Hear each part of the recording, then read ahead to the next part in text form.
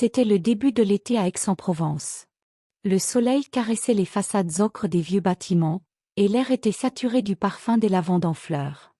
Mon nom est Camille, et jusqu'à cette saison, ma vie était un tableau bien ordonné, comme les rues pavées de ma ville natale.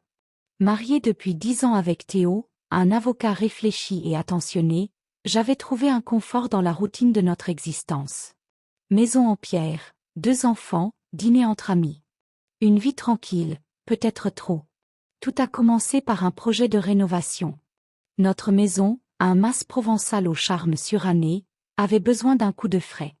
Théo a contacté Adrien, un ami d'enfance, artisan talentueux et récemment célibataire. L'arrivée d'Adrien a été comme un coup de pinceau vif sur la toile de ma vie. Dès les premiers jours, je me suis surprise à attendre les matinées où il arrivait, en jean délavé et chemise légèrement ouverte, les mains toujours tachées de peinture ou de plâtre. Son sourire avait cette nonchalance propre à ceux qui vivent sans plan préétabli. Un jour, alors que Théo était au travail et que les enfants étaient en colonie, Adrien m'a demandé un verre d'eau. Je l'ai trouvé dans le salon, torse nu, essuyant la sueur de son front. « Camille, tu crois que ton mari sait combien tu es belle quand tu te perds dans tes pensées ?» m'a-t-il lancé avec un sourire en coin. Mon cœur a raté un battement. Cette nuit-là, j'ai regardé Théo différemment. Pas par manque d'amour, mais avec la réalisation que quelque chose en moi s'éveillait. Un désir enfoui, longtemps oublié sous les couches de la routine. La rénovation continuait, et chaque regard, chaque frôlement accidentel avec Adrien ajoutait à cette tension silencieuse. Théo semblait ne rien remarquer, ou peut-être feignait-il l'ignorance. Puis vint ce samedi, où tout changea. Adrien avait renvoyé son apprenti plus tôt. Il restait quelques finitions à faire dans notre chambre. Après avoir remis les meubles en place, il m'a regardé et a dit « Je peux prendre une douche ? J'ai de la peinture partout. » Je lui ai tendu une serviette propre. Lorsqu'il est sorti de la salle de bain, seulement vêtu de cet essuie, les cheveux mouillés et l'eau glissant sur ses clavicules, j'ai senti un frisson m'envahir. Adrien s'est approché, lentement. « Théo m'a parlé d'une idée un peu folle, a-t-il murmuré. Il m'a demandé si je serais prêt à te tenir compagnie. » Mon souffle s'est coupé. Je l'ai fixé, cherchant un signe de plaisanterie. Mais son regard restait sérieux, intense. « C'est impossible, ai-je balbutié. » Mais le trouble était là, palpable. Adrien n'a rien ajouté. Il a juste souri, comme s'il savait déjà ce que moi-même je refusais de m'avouer. Cette nuit-là, dans les bras de Théo, je n'ai pas trouvé le sommeil. L'aubre du doute s'était infiltrée dans mon esprit. Le murmure d'Adrien résonnait encore. Parfois, il faut se perdre pour se retrouver. Le lendemain matin, en préparant le café, mon téléphone vibra. Un message d'Adrien. « As-tu trouvé ta réponse ?» C'était le début de l'été à Aix-en-Provence. Le soleil caressait les façades ocre des vieux bâtiments, et l'air était saturé du parfum des lavandes en fleurs. Mon nom est Camille, et jusqu'à cette saison, ma vie était un tableau bien ordonné, comme les rues pavées de ma ville natale. Mariée depuis 10 ans avec Théo, un avocat réfléchi et attentionné, j'avais trouvé un confort dans la routine de notre existence. Maison en pierre, 2 enfants, dîner entre amis. Une vie tranquille, peut-être trop. Tout a commencé par un projet de rénovation. Notre maison, un mas provençal au charme suranné, avait besoin d'un coup de frais. Théo a contacté Adrien, un ami d'enfance, artisan talentueux et récemment célibataire. L'arrivée d'Adrien a été comme un coup de pinceau vif sur la toile de ma vie. Dès les premiers jours, je me suis surprise à attendre les matinées où il arrivait, en jean délavé et chemise légèrement ouverte, les mains toujours tachées de peinture ou de plâtre. Son sourire avait cette nonchalance propre à ceux qui vivent sans plan préétabli. Un jour, alors que Théo était au travail et que les enfants étaient en colonie, Adrien m'a demandé un verre d'eau. Je l'ai trouvé dans le salon, torse nu, essuyant la sueur de son front. « Camille, tu crois que ton mari sait combien tu es belle quand tu te perds dans tes pensées ?» m'a-t-il lancé avec un sourire en coin.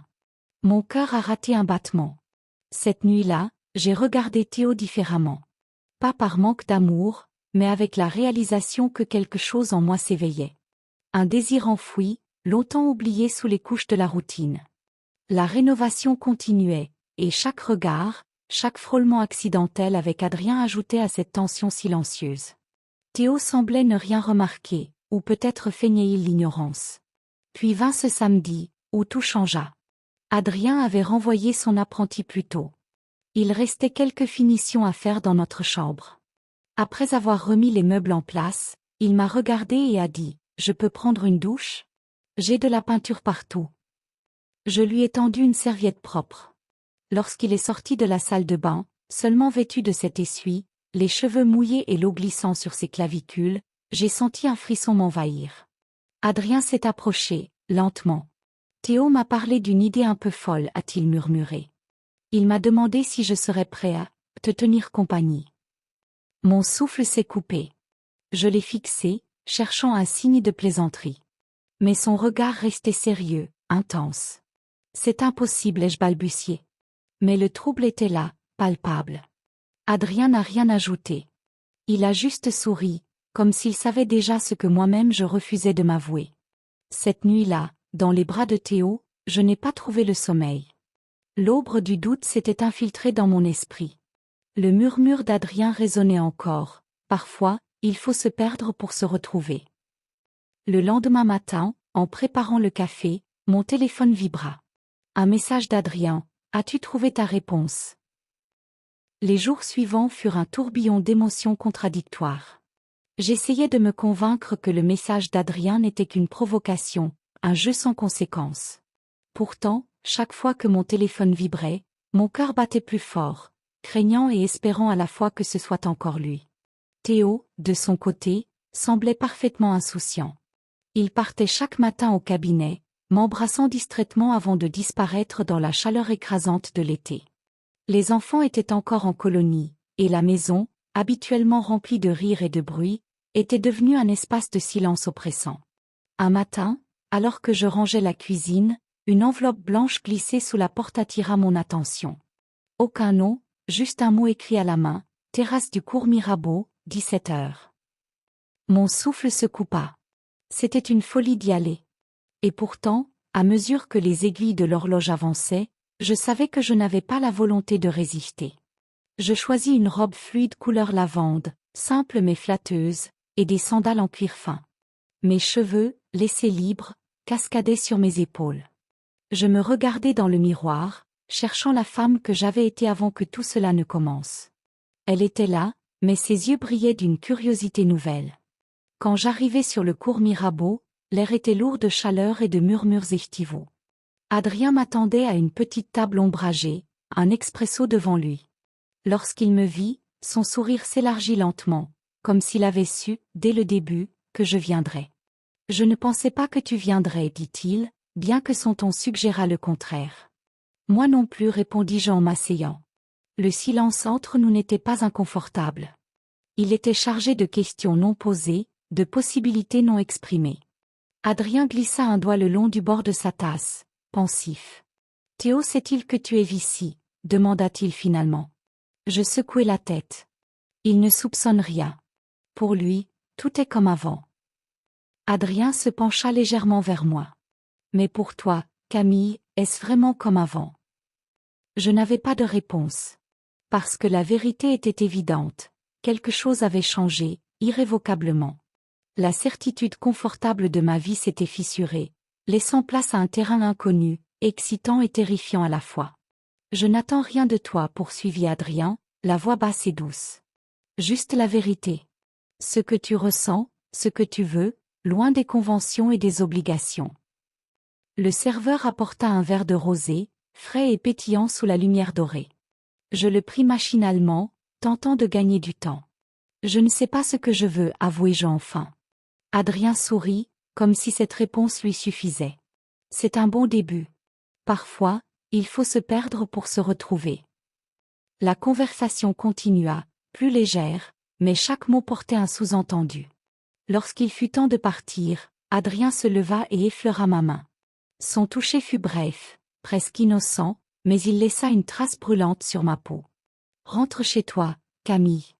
Et si un jour tu décides de ne plus seulement rêver, tu sais où me trouver. Je marchai lentement vers la maison, le cœur en tumulte. Cette rencontre n'avait rien changé en apparence, mais en moi, une porte s'était entr'ouverte. Le soir, Théo me serra contre lui, inconscient de la bataille silencieuse que je livrais. La nuit fut longue.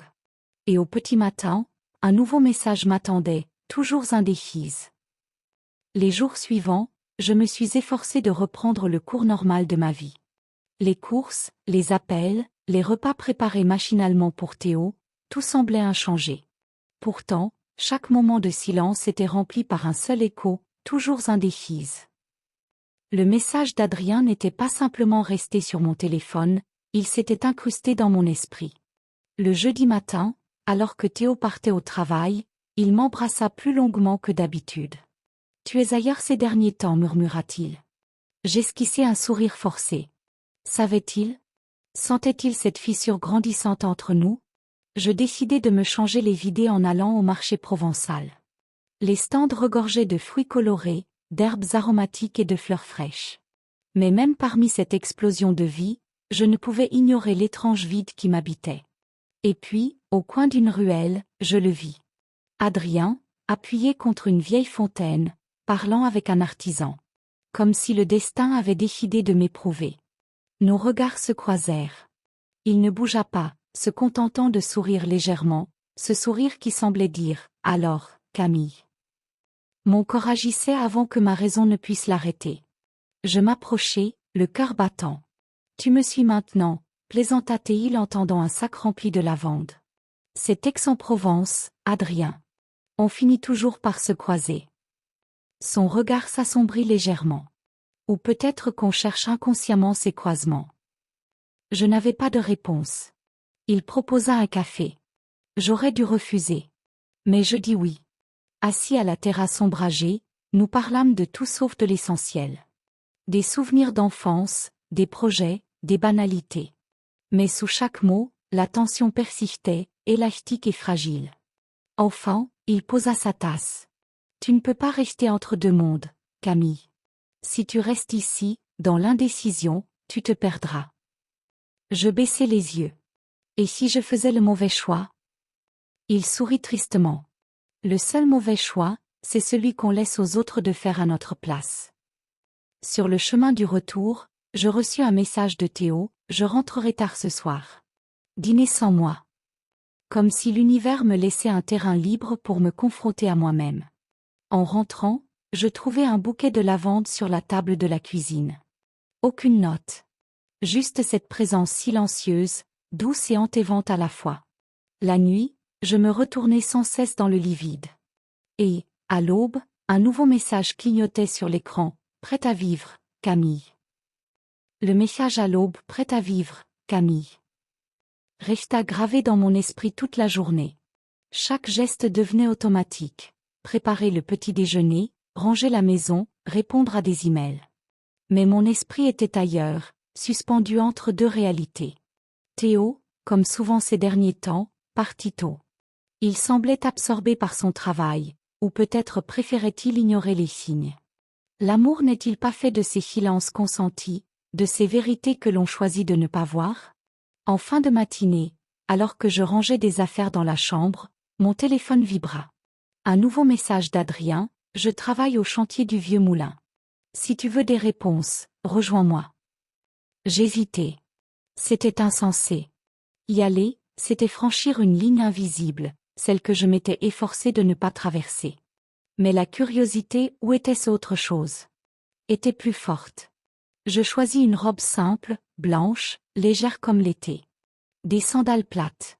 Pas pour plaire, mais pour me sentir moi-même. En me regardant dans le miroir, je ne voyais plus la femme rangée d'il y a quelques semaines. Il y avait autre chose, une lueur nouvelle, troublante. Le vieux moulin se trouvait à l'écart de la ville, entouré de champs de lavande en pleine floraison. L'air était saturé de leur parfum, presque enivrant. Quand j'arrivai, Adrien était seul, en train de poncer une vieille poutre. Son t-shirt était taché de poussière, ses cheveux désordonnés par le vent. Il leva les yeux et sourit. « Je ne pensais pas que tu viendrais. »« Moi non plus, répondis-je, le cœur battant. » Il posa ses outils et s'approcha lentement, comme pour me laisser le temps de reculer. Mais je restai immobile. « Camille, murmura-t-il, ce n'est pas seulement moi que tu fuis. C'est toi-même. Ta vraie nature. » Je voulus nier, Mais les mots restèrent bloqués. Il avait raison. Je n'étais plus la femme qui trouvait satisfaction dans la routine rassurante. Quelque chose en moi avait changé, irréversiblement. Adrien tendit la main, paume ouverte. Tu peux partir maintenant, et rien ne changera. Ou tu peux rester et accepter ce que tu ressens vraiment. Pas pour moi. Pour toi. Le monde sembla se suspendre. Le vent jouait dans les champs de lavande, les cigales chantaient. Je regardai sa main, puis son visage. Et je fis mon choix. Je n'ai pas pris sa main. J'ai simplement dit, montre-moi. Montre-moi la vie au-delà des frontières que je me suis imposée. Son sourire se fit plus doux. Alors viens. Il me guida à travers le moulin, m'expliquant les travaux, mais chaque mot portait un sous-entendu. Ce n'était pas qu'un chantier, c'était une métaphore de ma propre reconstruction. En fin d'après-midi, alors que le soleil dorait la pierre ancienne, il me regarda longuement.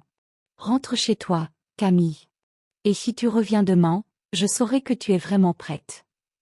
Sur le chemin du retour, je sentis un étrange apaisement.